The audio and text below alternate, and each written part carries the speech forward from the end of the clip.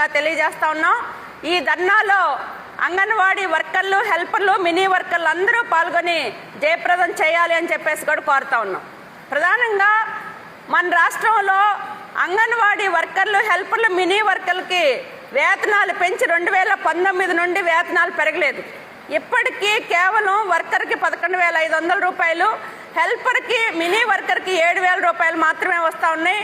ఒకవైపు నిత్యావసర వస్తువుల ధరలు విపరీతంగా పెరుగుతూ ఉన్నాయి, కుటుంబ అవసరాలు పెరుగుతూ ఉన్నాయి, విద్యా వైద్యం ఖర్చులు పెరుగుతూ ఉన్నాయి, కానీ వేతనాలు మాత్రం పెరగలేదు.